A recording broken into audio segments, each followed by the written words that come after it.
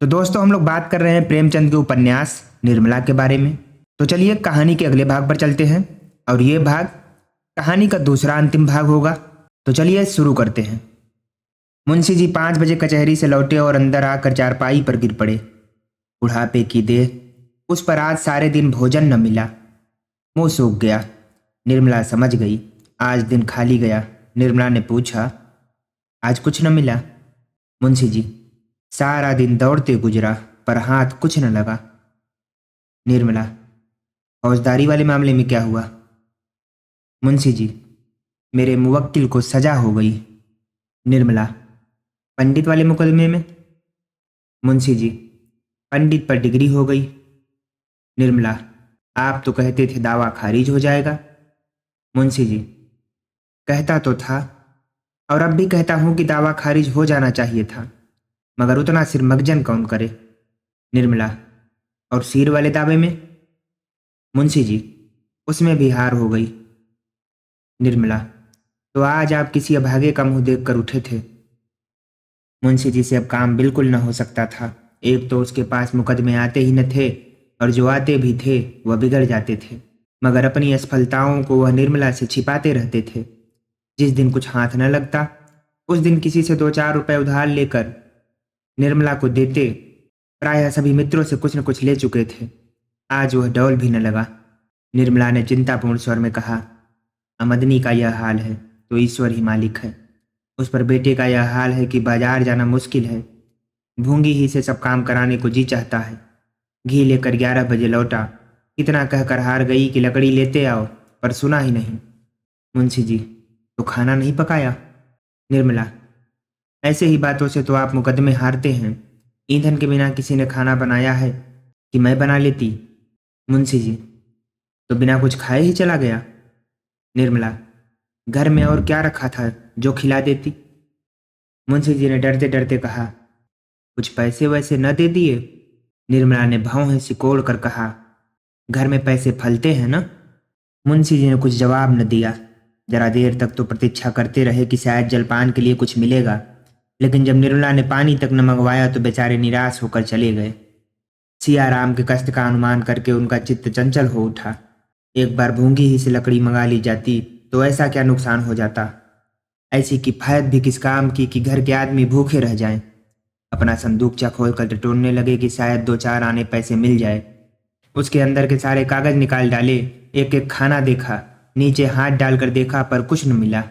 अगर निर्मला के संदूक में पैसे न फलते थे तो इस संदूकचे में शायद इसके फूल भी न लगते हों।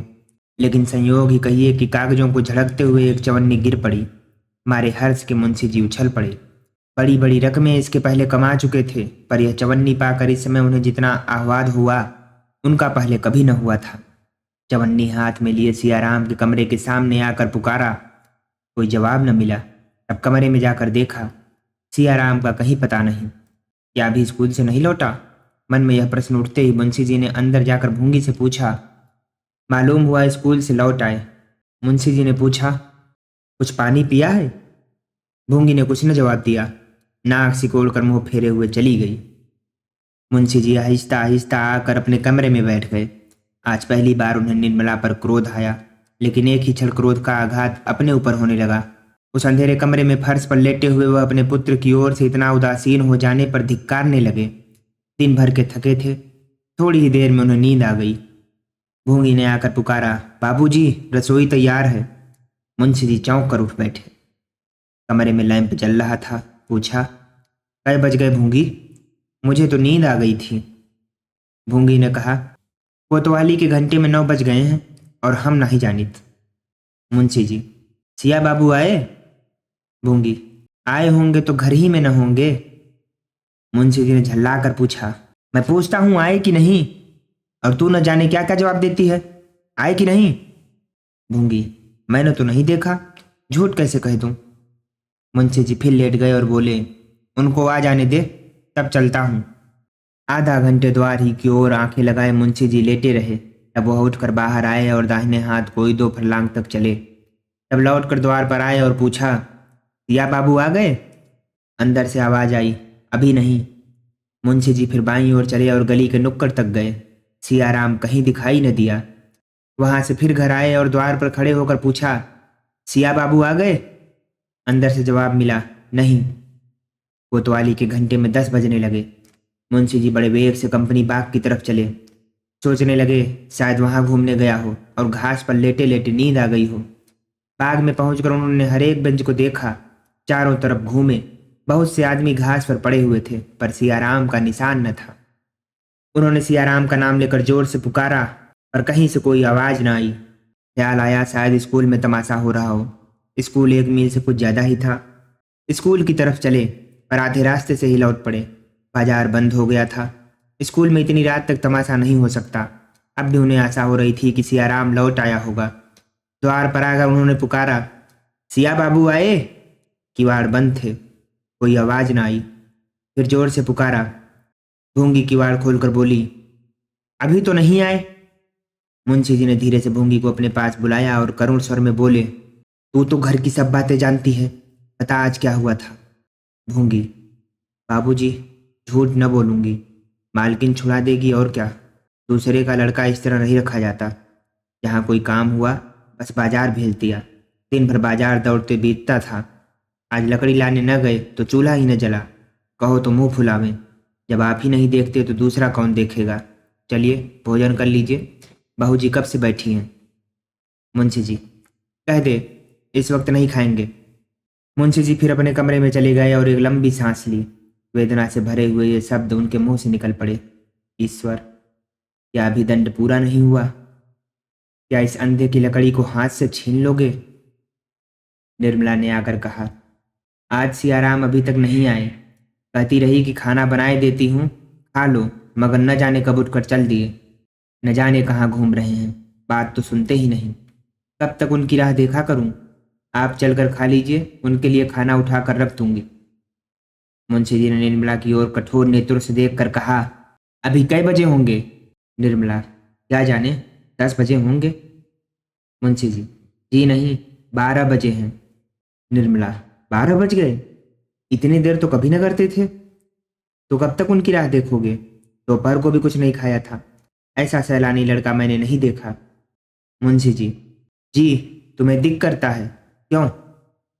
निर्मला, देखिए ना, इतनी रात गई और घर की सुध ही नहीं। मुंशी जी, शायद यह आखिरी शरारत हो। निर्मला, कैसी बातें मुंह से निकालते हैं? जाएंगे कहाँ? किसी यार दोस्त के यहाँ पड़े रहे होंगे। मुंशी जी, ईश्वर करे ऐसा ही हो। निर्मला, सवेरे आवे तो जरा तंबीह कीजिएगा। मुंशी जी, खूब अच्छी तरह करूंगा। निर्मला, चलिए खा लीजिए, देर बहुत हुई। मुंशी जी, सवेरे उसकी तंबीह करके खाऊंगा। कहीं ना आया तो तुम्हें ऐसा ईमानदार नौकर कहाँ मिलेगा। निर्मला ने ऐंठ कर कहा, तो क्या मैंने भगा दिया? मुंशी जी, नहीं, यह कौन कहता है? तुम उसे क्यों भगाने लगी? तुम्हारा तो काम करता था, सामत आ गई होगी। निर्मला ने और कुछ नहीं कहा। बात बढ़ जाने का भय था। भीतर चली आई। सोने को भी न कहा। जरा देर में भूंगी ने अंदर से किवाड़ भी बंद कर दिए। क्या मुंशी जी को नींद आ सकती थी? 3 लड़कों में केवल एक बच रहा था, वह भी हाथ से निकल गया। तो फिर जीवन में अंधकार के सिवाय और क्या है? कोई नाम लेने वाला भी नहीं रहेगा। हाँ, कैसे कैसे रत्न हाथ से निकल गए। मुंशी जी की आंखों से अश्रुधारा बह रही थी, तो कोई आश्चर्य है? उस व्यापक पश्चाताप, उस सघन ग्लानि तिमिर में आशा की एक हल्की सी रेखा उन्हें संभाले हुई थी। जिस क्षण वह रेखा लुप्त हो जाएगी, कौन कह सकता है उन पर क्या बीतेगी? उनकी उस वेदना की कल्पना कौन कर सकता है? कई बार मुंशी जी की आंखें झपकी, लेकिन हर बार सियाराम की आहट के धोखे में चौंक पड़े। सवेरा होते ही मुंशी जी फिर सियाराम को खोजने निकले। किसी से पूछते शर्म आती थी, किस मुंह से पूछें? उन्हें किसी से सहानुभूति की आशा न थी। प्रकट न कहकर मन में सब यही कहेंगे, जैसा किया वैसा भोगो। सारे दिन वह स्कूल के मैदानों, बाजारों और बगीचों का चक्कर लगाते रहे। 2 दिन निराहार रहने पर भी उन्हें इतनी शक्ति कैसे हुई, यह वही जाने। रात के 12 बजे मुंशी जी घर लौटे। दरवाजे पर लालटेन जल रही थी।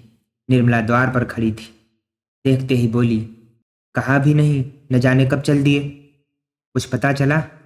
मुंशी जी ने आग्नेय नेत्रों से ताकते हुए कहा, हट जाओ सामने से। नहीं तो बुरा होगा। मैं आपे में नहीं हूं, यह तुम्हारी करनी है। तुम्हारे ही कारण आज मेरी यह दशा हो रही है। आज से 6 साल पहले क्या इस घर की यह दशा थी? तुमने मेरा बना बनाया घर बिगाड़ दिया।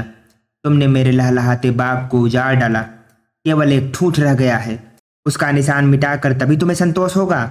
मैं अपना सर्वनाश करने के लिए तुम्हें घर नहीं लाया था, सुखी जीवन को और भी सुखमय बनाना चाहता था। यह उसी का प्रायश्चित है। जो लड़के पान की तरफ फेरे जाते थे, उन्हें मेरे जीते जी तुमने चाकर समझ लिया और मैं आंखों से सब कुछ देखते हुए भी अंधा बना बैठा रहा। जाओ, मेरे लिए थोड़ा सा संखिया भेज दो, बस यही कसर रह गई है, वह भी पूरी हो जाए। निर्मला ने रोते हुए कहा, मैं तो अभागिन हूं ही, आप कहेंगे तब जानूंगी। न जाने ईश्वर ने मुझे क्यों जन्म दिया था, मगर यह आपने कैसे समझ लिया कि सियाराम आवेंगे ही नहीं? मुंशी जी ने अपने कमरे की ओर जाते हुए कहा, जलाओ मत, जाकर खुशियां मनाओ, तुम्हारी मनोकामना पूरी हो गई। निर्मला सारी रात रोती रही। इतना कलंक! उसने जियाराम को गहने ले जाते देखने पर भी मुंह खोलने का साहस नहीं किया। क्यों? इसीलिए तो कि लोग समझेंगे कि यह मिथ्या दोषारोहण करके लड़के से वैर साध रही है। आज उसके मौन रहने पर उसे अपराधिनी ठहराया जा रहा है। यदि वह जियाराम को उसी क्षण रोक देती और जियाराम लज्जावश कहीं भाग जाता, तो क्या उसके सिर अपराध न मढ़ा जाता? सियाराम ही के साथ उसने कौन सा दुर्व्यवहार किया था? वह कुछ बचत करने के ही विचार से तो सियाराम से सौदा मंगवाया करती थी। क्या वह बचत करके अपने लिए गहने गढ़वाना चाहती थी? जब आमदनी की यह हाल हो रहा था तो पैसे पैसे पर निगाह रखने के सिवाय कुछ जमा करने का उसके पास और साधन ही क्या था? जवानों की जिंदगी का तो कोई भरोसा ही नहीं, बूढ़ों की जिंदगी का क्या ठिकाना। बच्ची के विवाह के लिए वह किसके सामने हाथ फैलाती? बच्ची का भार कुछ उसी पर तो नहीं था। वह केवल पति की सुविधा ही के लिए कुछ बटोरने का प्रयत्न कर रही थी। पति ही की क्यों, सियाराम ही तो पिता के बाद घर का स्वामी होता। बहन के विवाह करने का भार क्या उसके सिर पर न पड़ता? निर्मला सारी कतरवियों पति और पुत्र का संकट मोचन करने के लिए ही तो कर रही थी। बच्ची का विवाह इस परिस्थिति में संकट के सिवा और क्या था? पर इसके लिए भी उसके भाग्य में अपयश ही बता था। दोपहर हो गई, पर आज भी चूल्हा नहीं जला। खाना भी जीवन का काम है, इसकी किसी को सुध न थी। मुंशी जी बाहर बेजान से पड़े थे और निर्मला भीतर थी। बच्ची कभी भीतर जाती, कभी बाहर। कोई उससे बोलने वाला न था। बार बार सियाराम के कमरे के द्वार पर जाकर खड़ी होती और बैया बैया पुकारती, पर बैया कोई जवाब न देता। संध्या समय मुंशी जी आकर निर्मला से बोले, तुम्हारे पास कुछ रुपए हैं? निर्मला ने चौंक कर पूछा, क्या कीजिएगा? मुंशी जी, मैं जो पूछता हूँ उसका जवाब दो। निर्मला, क्या आपको नहीं मालूम है? देने वाले तो आप ही हैं। मुंशी जी, तुम्हारे पास कुछ रुपए हैं या नहीं? अगर हों तो मुझे दे दो, ना हो तो साफ जवाब दो। निर्मला ने अब भी साफ जवाब न दिया। बोली, होंगे तो घर ही में न होंगे, मैंने कहीं और नहीं भेज दिए। मुंशी जी बाहर चले गए। वह जानते थे कि निर्मला के पास रुपए हैं, वास्तव में थे भी। निर्मला ने यह भी नहीं कहा कि नहीं है या मैं न दूंगी, पर उसकी बातों से प्रकट हो गया कि वह देना नहीं चाहती। 9 बजे रात को मुंशी जी ने आकर रुक्मणी से कहा, बहन, मैं जरा बाहर जा रहा हूँ, मेरा बिस्तर भूंगी से बंधवा देना और ट्रंक में कुछ कपड़े रखवा कर बंद कर देना। रुक्मणी भोजन बना रही थी। बोली, बहू तो कमरे में है, कह क्यों नहीं देते? कहाँ जाने का इरादा है? मुंशी जी, मैं तुमसे कहता हूँ, बहू से कहना होता तो तुमसे क्यों कहता? आज तुम क्यों खाना पका रही हो? रुक्मणी, कौन पकावे? बहू के सिर में दर्द हो रहा है। आखिर इस वक्त कहाँ जा रहे हो? सवेरे न चले जाना।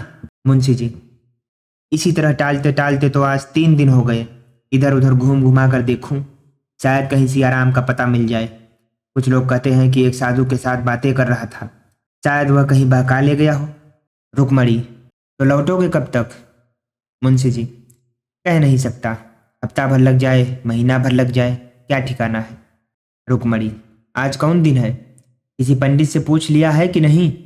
मुंशी जी भोजन करने बैठे। निर्मला को इस वक्त उन पर बड़ी दया आई।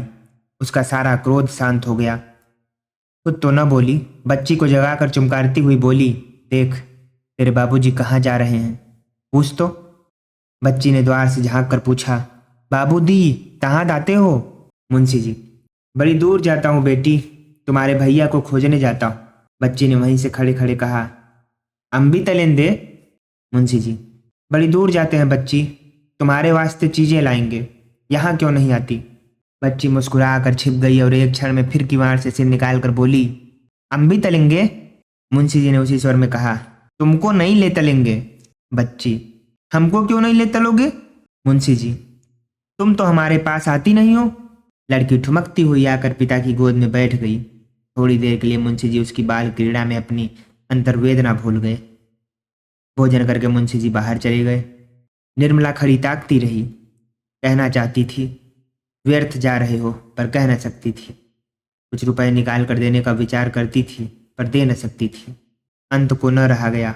रुक्मणी से बोली, दीदी जी जरा समझा दीजिए, कहाँ जा रहे हैं? मेरी जबान पकड़ी जाएगी, पर बिना बोले रहा नहीं जाता। बिना ठिकाने कहाँ खोजेंगे? व्यर्थ की हैरानी होगी। रुक्मणी ने करुणा सूचक नेत्रों से देखा और अपने कमरे में चली गई। निर्मला बच्ची की गोद में लिए सोच रही थी कि शायद जाने के पहले बच्ची को देखने या मुझसे मिलने के लिए आवे, पर उसकी आशा विफल हो गई। मुंशी जी ने बिस्तर उठाया और तांगे पर जा बैठे। उसी वक्त निर्मला का कलेजा महसूसने लगा। उसे ऐसा जान पड़ा कि इनसे भेंट न होगी। वह अधीर होकर द्वार पर आई कि मुंशी जी को रोक ले, पर तांगा चल चुका था। दोस्तों, फिलहाल इस कहानी को अभी यहीं रखते हैं। अगली वीडियो इसका अंतिम भाग होगी, तो इसका अंत जानने के लिए हमारे चैनल को सब्सक्राइब जरूर कर लीजिएगा। अंत तक साथ बने रहने के लिए आपका बहुत बहुत धन्यवाद।